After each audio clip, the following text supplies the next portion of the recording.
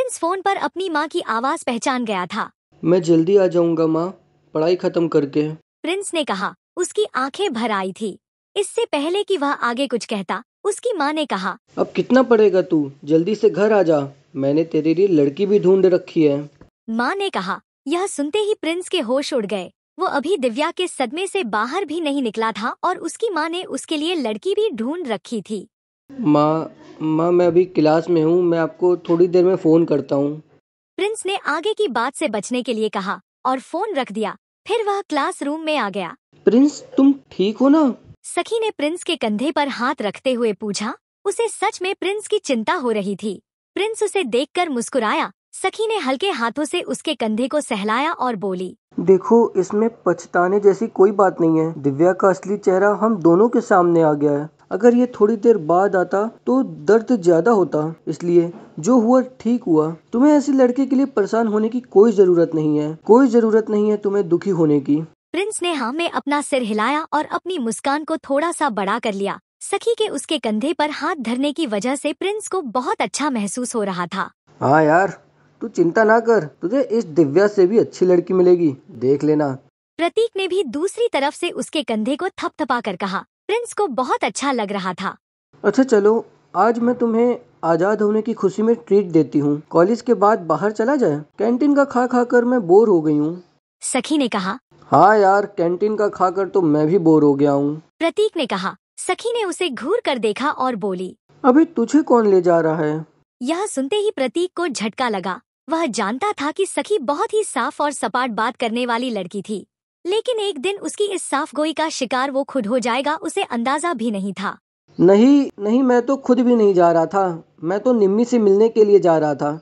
मैं तो बस बता रहा था कि कैंटीन का खाते खाते मैं भी बोर हो गया हूँ। प्रतीक ने अपनी ओर से सफाई देते हुए कहा। ठीक है, लेकिन ट्रीट तुम मुझे नहीं, मैं तुम्हें दूंगा, पर आज नहीं, फिर किसी दिन। और इस बार हम उस चंपक पाव भाजी के पास नहीं जाएंगे, उससे थोड़ी दूर पर सामने वाली लेन में जो रेस्टोरेंट है ना, सनी द मनी, वहाँ जाकर कुछ अच्छा खाएंगे। प्रिंस ने कहा और अपनी जगह से खड़ा हो गया। सखी ने जब उसके मुंह से सनी द मनी रेस्टोरेंट का नाम सुना तो उसके कान खड़े हो गए। उसे उम्मीद नहीं थी कि प्रिंस को दिव्या के जाने का इतना बड़ा झटका लगेगा। जितना पैसा प्रिंस 15 दिन में कमाता था, सखी ने सुना था सनी द मनी रेस्टोरेंट में उतना पैसा एक बार में ही पूरा हो जाता था। वह झिझक कर हंस पड़ी और बोली, हाँ हाँ ठीक है, मतलब मैं तुम्हारा इंतजार करूंगी। वैसे एक बात बताऊं तुम्हें प्रिंस, मैं अभी तक सनी द मनी रेस्टोरेंट में नहीं गई हूँ। सखी के चेहरे पर हल्की सी शर्म आ गई थी। सखी को लगा कि प्रिंस ने सिर्फ जज्बात में भरकर यह बात कही थी। ठीक है तो फिर मिलते हैं, बाय बाय प्रिंस। सखी ने कहा और वहाँ से चली गई। इधर प्रतीक और उसके दूसरे दोस्त प्रिंस को अपने साथ लेकर कैंटीन की कैफेटेरिया में ले गए। जैसे ही वह कैफेटेरिया की एरिया में दाखिल होने वाले थे, अचानक गौरव रुककर बोला, भाई साहब, ये अर्पित ने तो ग्रुप चैट पर अपनी फजीहत करवा ली है। खोलो यार, अपना अपना हॉस्टल वाला ग्रुप खोलो, देखो क्या लिखा है इसमें। हालांकि प्रिंस ने हॉस्टल छोड़ दिया था और सिर्फ दिव्या की वजह से एक छोटे से कमरे में रहने के लिए आ गया था, फिर भी उसने हॉस्टल का ग्रुप नहीं छोड़ा था और ना ही प्रतीक और गौरव ने उसे उस ग्रुप को छोड़ने दिया। गौरव की बात सुनते ही प्रिंस और प्रतीक ने अपनी जेब से फोन निकाल कर देखा। अरे बाप रे, कितना बड़ा गधा है ये अर्पित। दोनों ने कहा। अर्पित ने उस ग्रुप में एक मैसेज भेजा हुआ था जिसमें लिखा हुआ था, दोस्तों, आज से तुम्हारा भाई अर्पित सबके सामने ये ऐलान करना चाहता है कि तुम्हारा भाई फिर से सिंगल से मिंगल हो गया है। सबके सब जल्दी आ जाओ हॉस्टल, आज का लंच तुम्हारे भाई की तरफ से है। चलो अच्छा है, किसी को तो लड़की मिली, वैसे भी उसका अकेलापन देखा नहीं जा रहा था। प्रिंस ने कहा। चलो हॉस्टल चलते हैं यार, साले की जमकर खींचेंगे। प्रतीक ने कहा। गौरव और प्रतीक आगे बढ़ गए, लेकिन प्रिंस वहीं रुक गया। वह उनके साथ आने में थोड़ा झिझक रहा था। अबे क्या हुआ, तू क्यों रुक गया, भूख नहीं लगी है? गौरव ने पूछा। लगी है यार, पर तुम लोग जाओ, मैं यहीं कुछ खा लूंगा। प्रिंस ने अपनी नजर बचाते हुए जवाब दिया।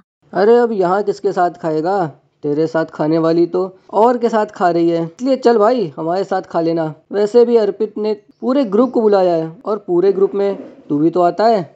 प्रतीक ने कहा। प्रिंस के पास कहने को कुछ नहीं था। उसका मन तो दोनों के साथ जाने का था, पर वह फिर से हॉस्टल नहीं जाना चाहता था, क्योंकि अब वह हॉस्टल का हिस्सा नहीं था।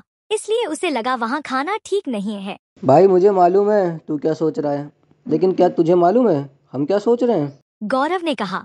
क्या सोच रहे हो? प्रिंस ने उत्साह से पूछा। इस पर प्रतीक और गौरव दोनों मुस्कुराने लगे और प्रिंस को देखकर बोले। हम आज ही तेरा कमरा खाली कर देंगे। गौरव ने कहा। क्यों खाली कर दोगे? प्रिंस ने पूछा। क्योंकि तू फिर से हमारे साथ रहने के लिए आने वाला है साले। प्रतीक उसके कंधे पर हाथ रखकर उसे खींचकर अपने साथ लाने लगा। प्रिंस यह बात सुनकर खुश हो गया।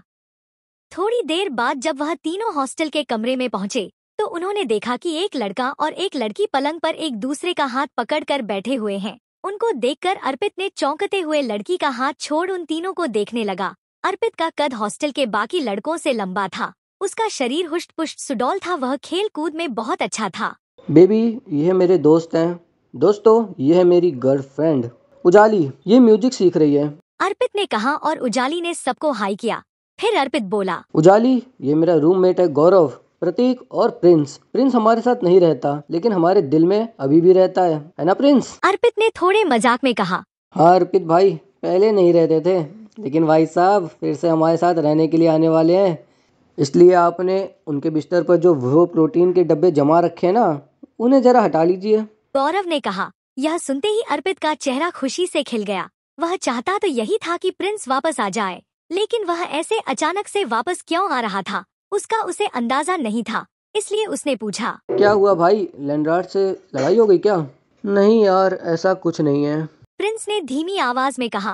प्रतीक समझ गया प्रिंस इस बात को आगे नहीं बढ़ाना चाहता, इसलिए इससे पहले अर्पित आगे उससे कुछ पूछता, प्रतीक ने उसका बचाव करते हुए कहा। अरे भाई, लाइफ है, कभी धूप कभी छाव, चलता रहता है। तू ज्यादा सवाल मत कर यार।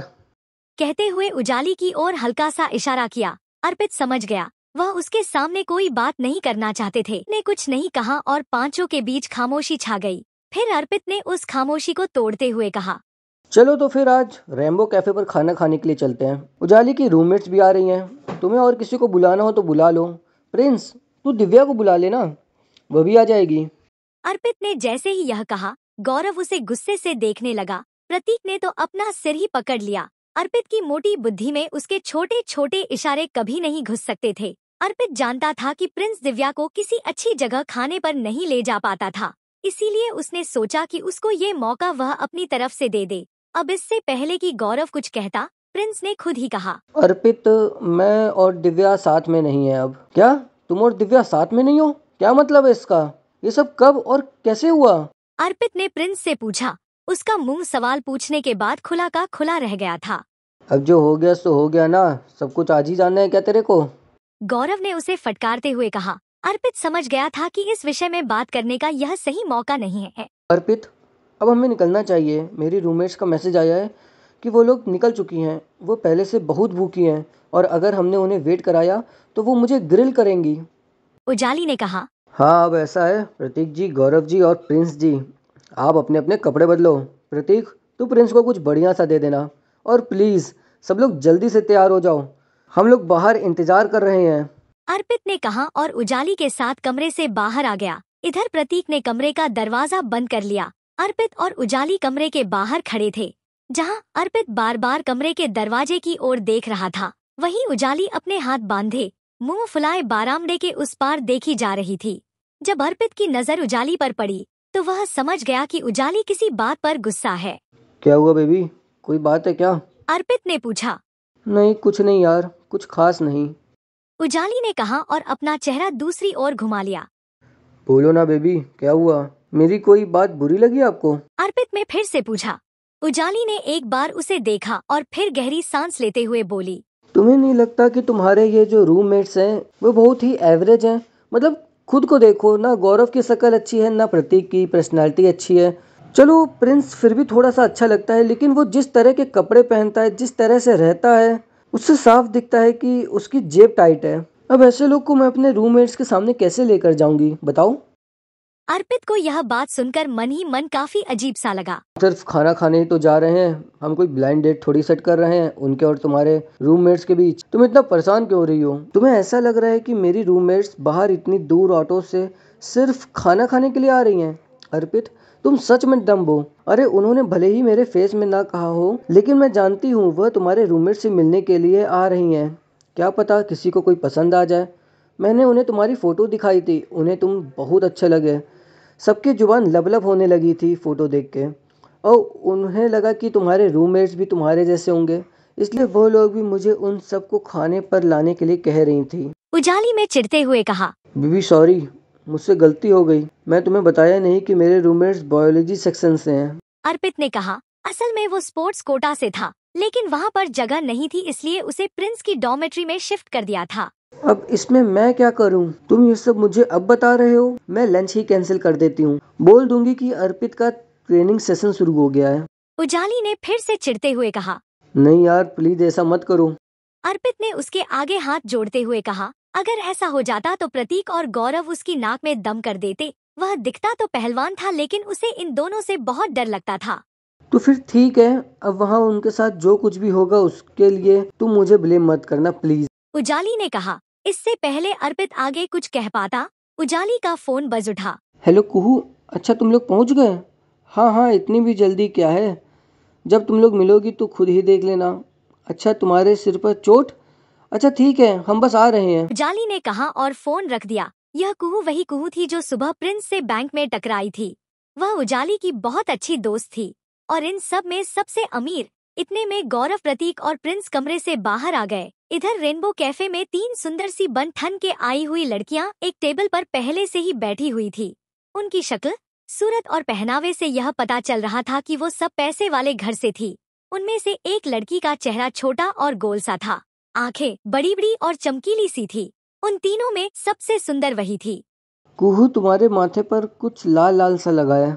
एक लड़की ने कुहू से पूछा। कुहू ने तुरंत अपना फोन निकाला और फिर अपने सर लगी चोट को देखने लगी। फिर उसने कहा, हाँ यार, आज सुबह जब मैं पापा के साथ सिटी स्मार्ट बैंक गई थी तो वहाँ एक गधे से टकरा गई। इतना बेवकूफ़ आदमी मैंने अपनी ज़िंदगी में आज तक नहीं देखा। मन तो कर रहा था उसका मुंह नोच लूं। कुहू ने कहा। अब इधर कुहू प्रिंस को कोस रही थी, जबकि दोनों इस बात से अनजान थे कि फिर से उनका सामना होने वाला है। आखिर क्या धमाका होगा जब कुहू और प्रिंस एक दूसरे के सामने आएंगे? क्या वह प्रिंस की इंसल्ट करेगी, वह भी उसके दोस्तों के सामने, या फिर प्रिंस इस बार उसे जवाब देगा? आपको क्या लगता है, क्या होंगे इन सवालों के जवाब? कमेंट बॉक्स में कमेंट करके हमें जरूर बताएं। जानने के लिए देखते रहे इसी चैनल पर प्रिंस द मिलेनियर का 6ठा भाग।